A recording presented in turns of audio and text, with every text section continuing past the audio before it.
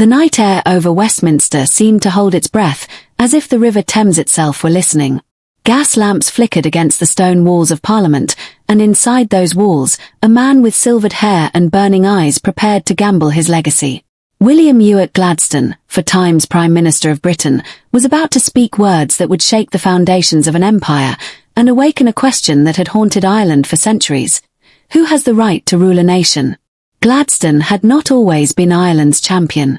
In his early political life, he was very much a man of the establishment, loyal to the Union, respectful of authority, and cautious of radical change.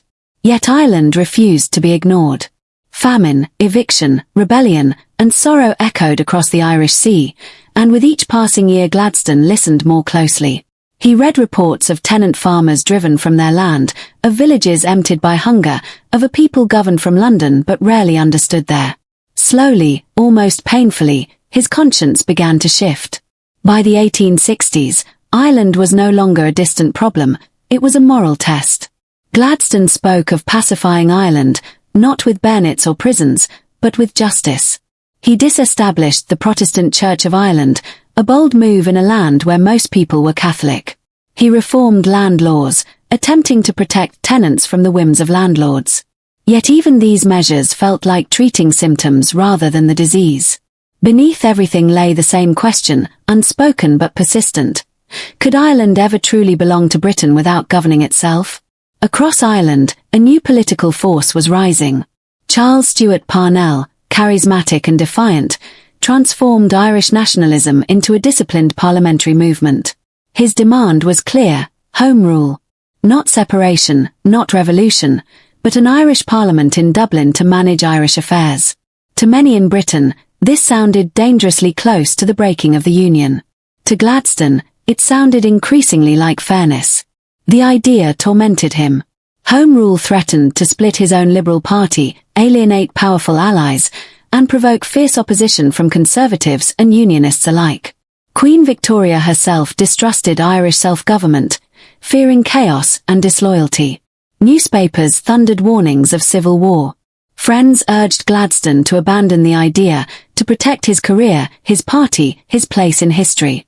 But Gladstone, now an old man, seemed less interested in safety than in truth. He came to believe that governing Ireland without Irish consent was not strength, but injustice dressed as authority. In 1886, he stood before Parliament and introduced the first Home Rule Bill. The chamber erupted. Cheers clashed with jeers, hope collided with fear. Gladstone spoke for hours, his voice rising and falling like a sermon, framing Home Rule not as a concession to rebels, but as a moral duty of a civilized empire. The bill failed. The defeat was brutal. Liberals split apart, some walking out rather than vote with him. The government fell. Gladstone was denounced as a traitor to the Union, a dreamer blinded by sentiment. Yet in Ireland, his name was spoken with a new kind of respect. For the first time, a British Prime Minister had dared to say that Ireland's voice mattered. Most men would have retreated. Gladstone did the opposite. In his 80s, when others sought rest, he returned to power and tried again. The second Home Rule Bill passed the House of Commons in 1893, only to be crushed by the House of Lords. Once more, the door to Irish self-government was slammed shut, but not without leaving cracks in the walls of the old order. The debate over Home Rule changed everything. It reshaped British politics, hardened Irish nationalism, and taught a generation that constitutional arguments could shake an empire as much as guns. Gladstone did not live to see Ireland gain independence, nor even Home Rule, but his struggle planted an idea that could not be buried again. The question was no longer whether Ireland deserved a voice, but how long it could be denied. As Gladstone walked slowly away from the centre of power, his figure stooped yet resolute, Ireland moved closer to a future far more turbulent than Home Rule had ever promised. The patience he had placed his faith in was thinning, and across the island, whispers of more drastic paths began to circulate, as younger voices wondered whether speeches in Parliament could ever achieve what centuries of suffering demanded, and in the shadows of that doubt, a new and far more dangerous chapter was already beginning to take shape as the dream of self-government drifted steadily toward a moment when words alone would no longer be enough and the streets themselves would soon decide what history would remember next. while the echoes of Gladstone's unfinished promise lingered in the air, waiting for a reckoning that had not yet arrived but was moving closer with every passing year, every broken hope, and every unanswered prayer as Ireland stood on the edge of a destiny that no one could fully control, not even the men who believed they were shaping it. The promise Gladstone had carried like a torch into the darkness did not die with him, but it changed shape, hardening into something sharper and less forgiving. In Ireland, patience gave way to urgency, and urgency to anger. The constitutional road that Gladstone had trusted now seemed painfully slow, even naive, to a generation that had watched bill after bill rise with hope and fall with crushing disappointment. The Union still held, but it no longer felt permanent. It felt fragile, as if one strong shock might finally break it apart. Parnell's death had left a vacuum, yet the idea he championed continued to grow. Home Rule became more than a policy, it became a symbol. To Irish nationalists, it represented dignity and self-respect. To Unionists, especially in Ulster, it appeared as a threat to identity, faith, and economic security. Two visions of Ireland began drifting apart, both claiming loyalty to the same island, both convinced the other would destroy everything they cherished.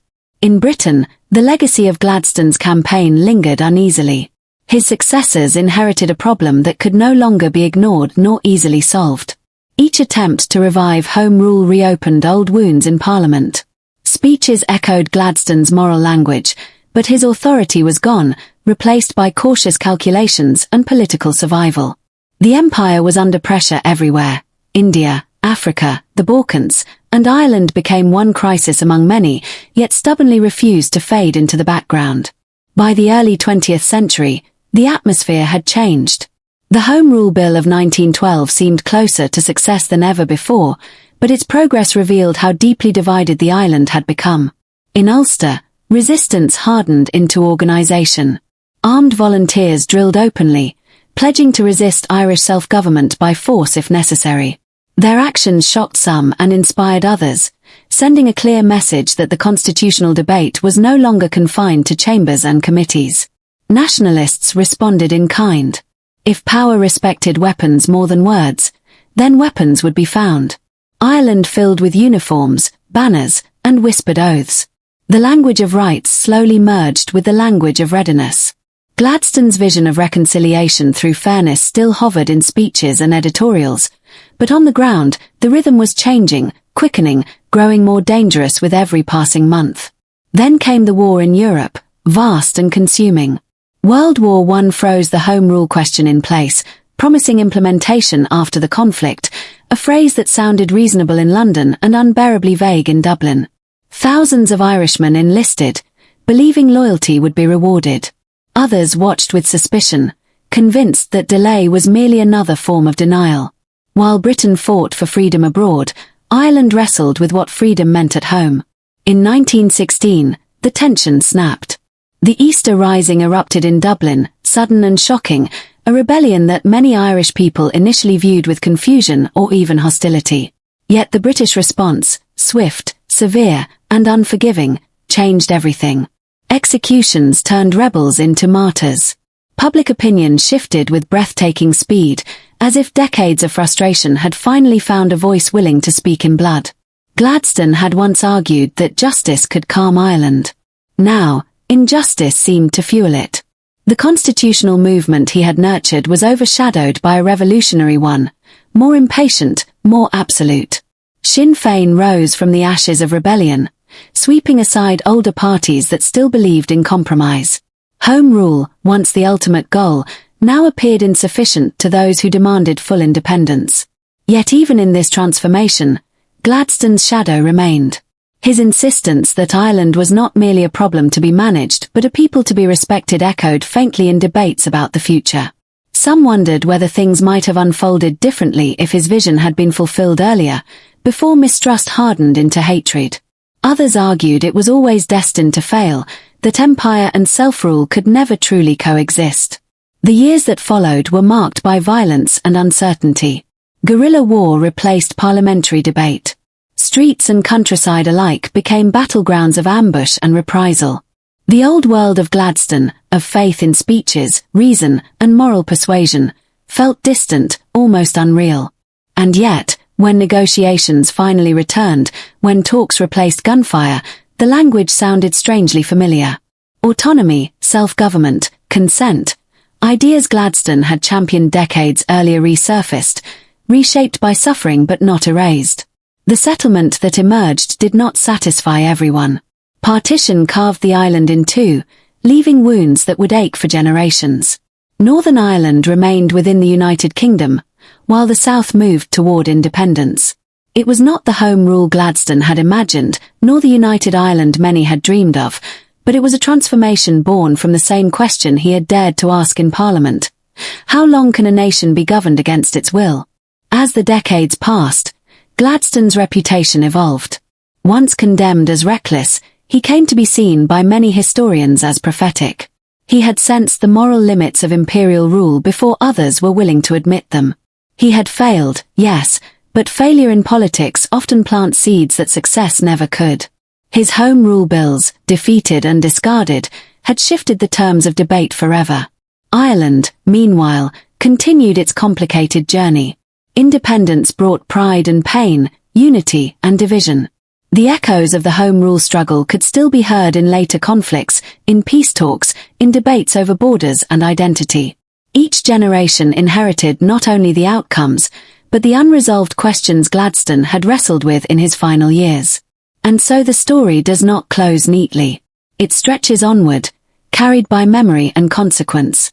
In the quiet moments between conflict and compromise, one can almost imagine the old statesman standing once more in the House of Commons, listening to the noise, weighing justice against fear, knowing that whatever choice is made will never satisfy everyone, yet believing still that the attempt itself matters, that history moves not only through victories and defeats but through the courage to speak when silence would be safer. And as Ireland and Britain continue to navigate the long shadows of their shared past, the unfinished argument over self-rule, sovereignty, and responsibility keeps unfolding, shaping futures not yet written, pressing forward into moments where the past feels suddenly present again, demanding answers that remain just beyond reach, waiting to be claimed or contested in ways that neither Gladstone nor his fiercest critics could ever have fully imagined, as the quiet tension between what was promised and what was delivered continues to pulse beneath the surface. Refusing to rest, refusing to conclude, carrying the weight of history forward into the next uncertain turn where choices once more will have to be made. In the end, the story of William Gladstone and Home Rule for Ireland is not a tale of victory or defeat, but of conscience colliding with power, and of an idea that refused to die even when its champion failed. Gladstone never lived to see the world his vision helped to create, yet history often works that way. The men and women who truly change the course of nations rarely stand at the finish line. They walk only part of the road, clearing space for others to move forward, leaving behind questions strong enough to outlive them. Gladstone believed that an empire could be moral, that authority could listen, and that justice was not weakness but strength. These beliefs placed him at odds with his time. He asked Britain to look at Ireland not as a possession or a problem, but as a people with memory, dignity, and rights. For many, this was uncomfortable. Empires are built on certainty, and Gladstone introduced doubt. Doubt about who should rule, how power should be exercised, and whether tradition alone could justify control. Ireland's journey after him was painful, complex, and costly. The promise of home rule dissolved into revolution, partition, and lingering division. Yet even amid violence and loss, the core idea Gladstone fought for endured, that governance without consent is ultimately unstable, and that no nation can be held together forever by force alone. The Ireland that emerged was not the Ireland he imagined, but it was shaped by the path he dared to open. What makes Gladstone's story so compelling is not that he was always right, but that he was willing to change. In an age when many leaders clung to certainty, he allowed experience, suffering, and moral reflection to transform his beliefs. He listened to reports from distant villages, to voices long ignored, to the quiet insistence of his own conscience. That willingness to evolve is what turned a conventional statesman into a historical figure whose relevance still echoes today. For Ireland, home rule was more than legislation. It was recognition. Even in failure, Gladstone's bills told the Irish people that their struggle was seen, debated, and taken seriously at the heart of power. That recognition mattered. It altered expectations. Once a people hear that their demand is just, they rarely accept silence again. In that sense, Gladstone did not weaken the Union, he revealed its limits. The tension between unity and self-determination, between stability and justice, did not end with Ireland. It continues to shape the modern world. From former colonies to contemporary debates over autonomy and identity, the same questions return in new forms. How much control can a distant authority claim? When does order become oppression? And how long can peace survive without consent? These are not relics of the 19th century. They are living dilemmas, and Gladstone's struggle offers no easy answers, only a challenge to think more deeply. History often celebrates conquerors and revolutionaries, but it is just as shaped by those who fight battles of principle within institutions resistant to change. Gladstone stood in crowded chambers, facing ridicule, betrayal, and political ruin, armed only with words and conviction. He lost votes, split parties, and shattered his own career, yet he forced an empire to confront its reflection. That kind of courage leaves marks no less profound than any rebellion. As listeners look back on this story, what lingers is not simply the failure of home rule, but the bravery of asking whether power should yield to fairness. Gladstone's life reminds us that progress is rarely clean or immediate. Sometimes it moves through defeat. Sometimes it advances by planting ideas that take decades to grow. And sometimes, the true measure of a leader is not what they achieve, but what they make possible. Ireland's history after Gladstone was forged in fire and compromise, in heartbreak and hope. Yet woven through it all is the quiet truth he tried to articulate, that respect is stronger than repression, and dialogue more enduring than domination. His voice, once drowned out by outrage and fear, now sounds remarkably modern, echoing across time with unsettling clarity. And so, as the echoes of parliamentary debates fade and the streets of history fall silent, what remains is a question still worth asking. Not how empires rise, but how they listen, not how authority is enforced, but how it earns legitimacy. William Gladstone asked that question when it was dangerous to do so, and Ireland answered it in ways he could never have predicted. The story closes not with certainty, but with reflection. A statesman who failed yet foresaw. A nation that suffered yet endured. And an idea that self-government is not rebellion, but recognition, that continues to challenge the world to this day, standing as a reminder that history is not driven only by force or fate, but by the courage to imagine a fairer order, even when the cost is high and the outcome remains forever uncertain.